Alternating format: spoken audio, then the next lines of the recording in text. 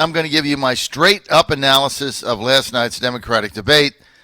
And, of course, I give you the analysis. I don't tell you who won because I want them to win, which is almost everything you're getting now on cable news.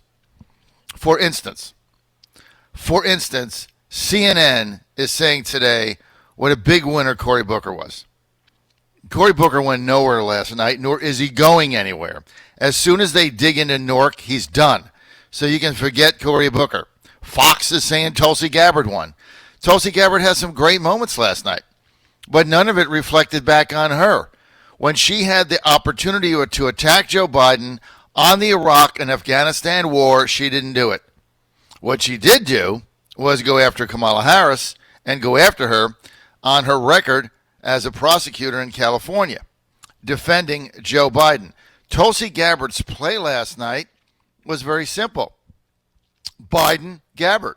She becomes a viable vice presidential pick for Joe Biden. Younger, veteran, combat, poised, attack dog. So Tulsi Gabbard last night was running for vice president under a Biden nomination. Biden Gabbard. That was her play last night, and it was very effective. That's why she never went after Joe in the war. Big loser. I'll start with the big loser, and then I'll give you the big winner last night. Big loser was Kamala Harris. She's an empty suit. A 10-year health plan where you might have your insurance, but you don't. That's the most garbled thing I've ever seen. When you attack the attacker, they crumble. And she is not accustomed to this. She was great 2 weeks ago, a month ago, and she was able to go on offense against Biden, and they gave her all kinds of time, and you're supposed to get a minute or 2 minutes. You got 5. Yeah, great. She didn't get that last night. Big loser, Kamala Harris. I told you the stakes for her were high. She had to follow up on her performance in the first debate. She had to follow it up and one-up it. She not only didn't one-up it or follow it up, but she downed it. So Kamala Harris last night, the big loser, no question about it. So who was the big winner? No question about it. Joe Biden was the big winner last night. Why? Number one, he was attacked from every possible side 5 ways to Wednesday. Every single candidate on that stage, save Gabbard, who should have attacked him on the war, but wants to be his vice president, and Bennett, he got hammered by everybody.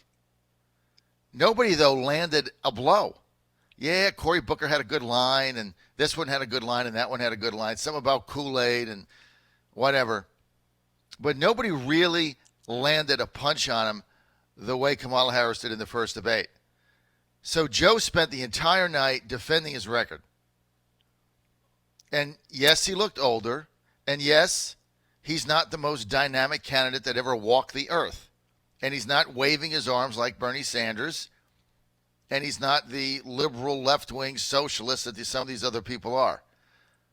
But he's not a race baiter. He didn't get caught up in that last night. And I think he fended off every attack. Maybe he didn't do marvelously. But when you're the front runner and you have this kind of a debate and everybody jumps on you and you walk out with the same percentage you had walking in, you can't do anything but say that that is a tremendous victory. I mean, Joe Biden, I don't know how they knock him out now. They had him on the ropes a month ago. He defended Obamacare. Let me tell you the other reason why Biden won the debate last night. He was like the adult in the room. I mean, some of those clowns up there are so left-wing outside of Bennett from Utah, wherever he's from, Colorado. I'm sorry. But I think what you found last night is that Joe Biden in that debate stage was absolutely the adult in the room. No question about it. And a lot of the things that he got criticized on, I think before the debate, he had an open mic and he said, Kamala Harris, he shook her hand.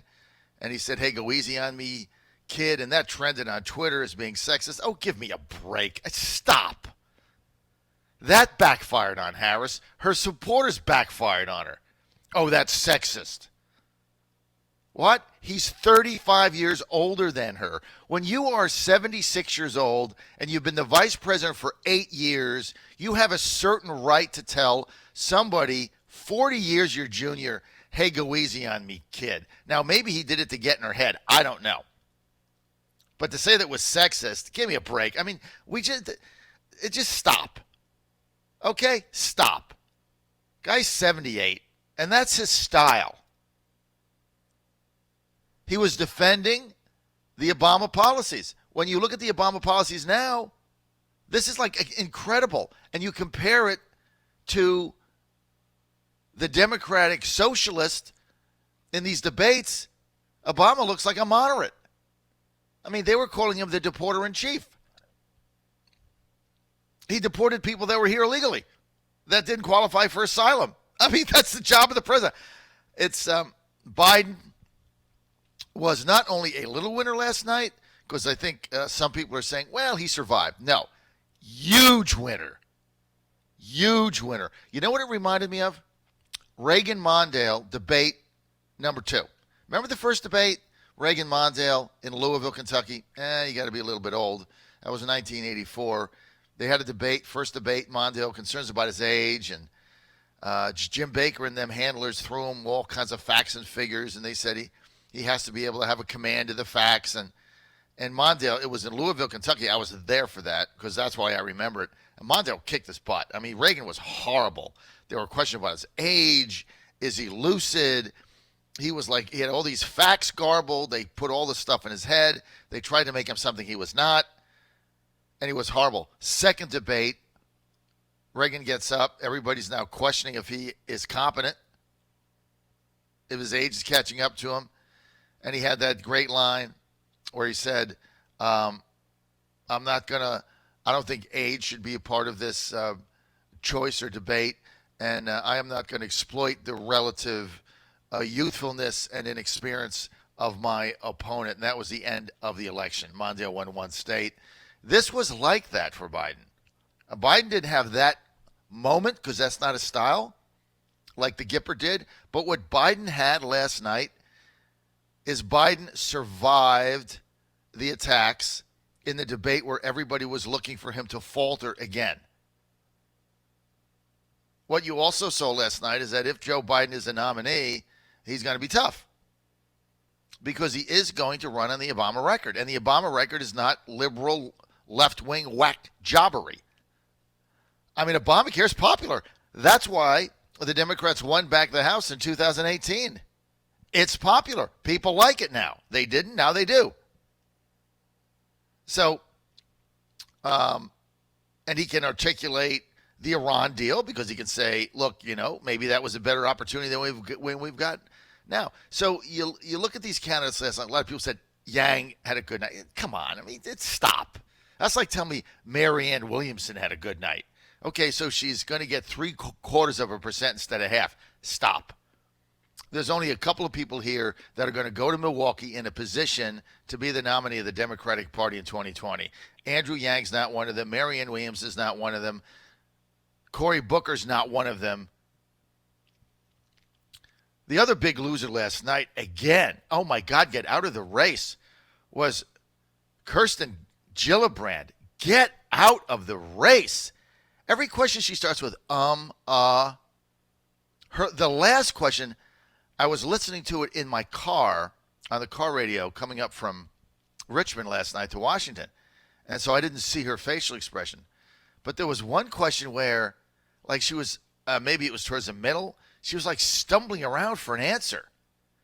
And then she gave some kind of an empty suit thing. Then she had the Clorox comment, which was kind of ridiculous. And, of course, what's trending on Twitter is she said, first thing I would do is cleanse the Oval Office with Clorox, and then I would focus on climate change. And, of course, the climate changers hate Clorox because they said it's bad for the environment. So, look, we've got, they were debating the Green New Deal. I mean, Biden mocked that. They were debating health care, Medicare for all. Biden mocked it. Now, just because you don't like his style, you got to look at who won this debate. And there was no question about it.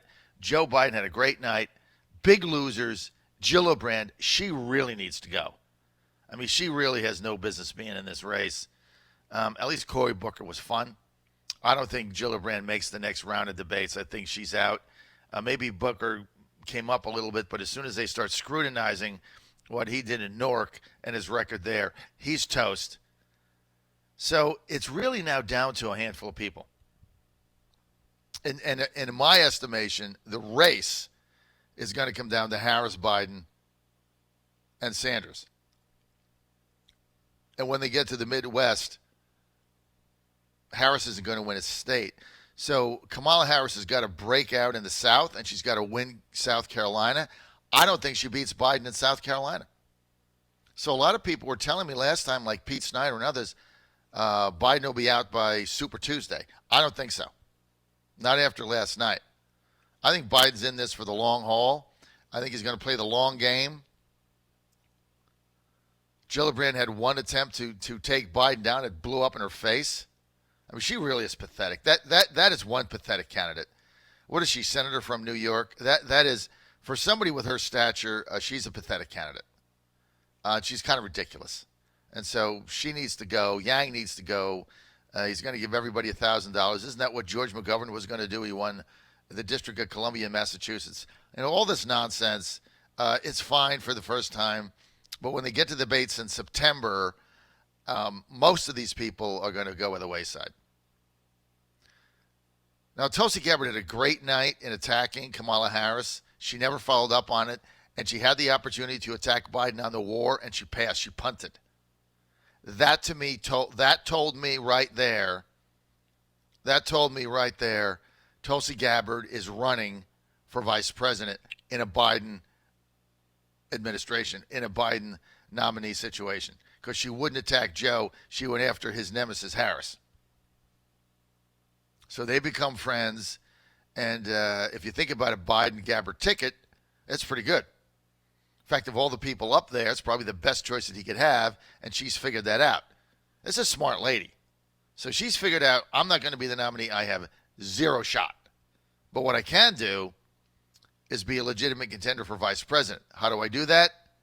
Attack Biden's enemy and lay my hands off him.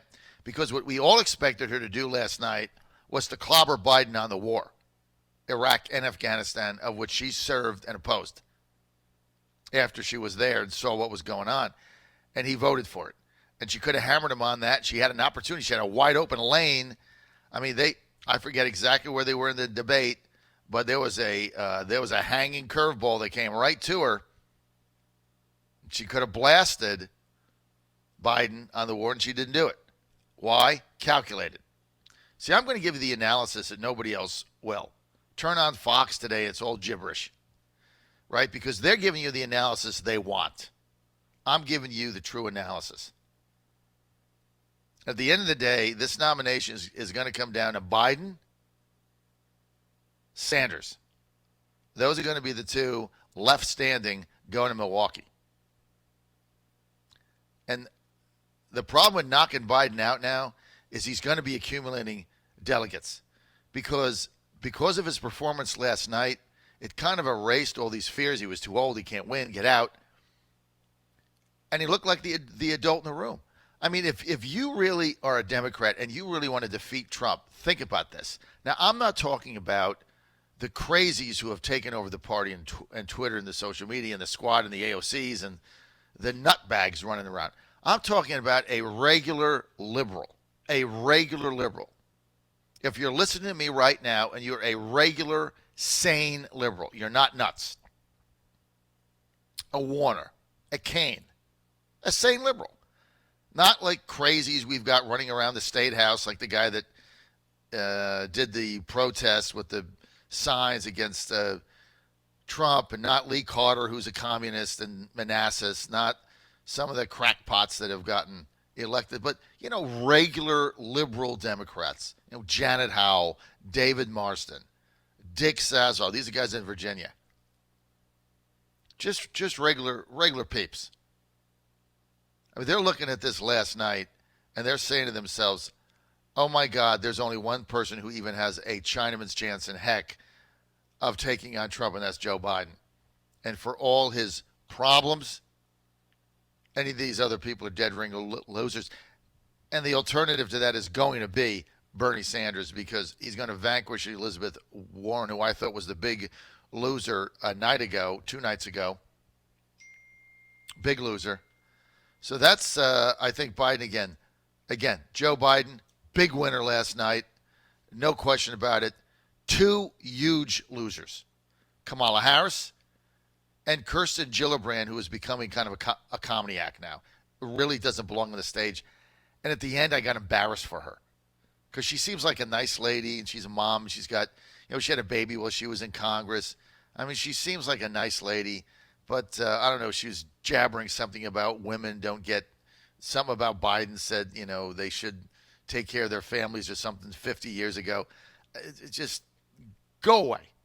She really needs to get out. Harris, loser. Gabbard, auditioning for vice president.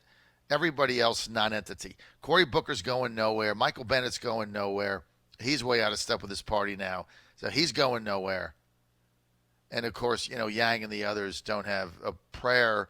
De Blasio, kind of an interesting debater, took it to Biden a few times. But de Blasio's at 1%. Biden, big winner. You're on the John Fredericks Radio Network. It's also the end of Kamala Harris. She has got to figure something out because Gabbard really exposed her last night. And there was a lot of empty suitness coming out of Harris. John Fredericks Radio Network, telling you the truth like I always do. Your calls when I get back, 888-480-JOHN.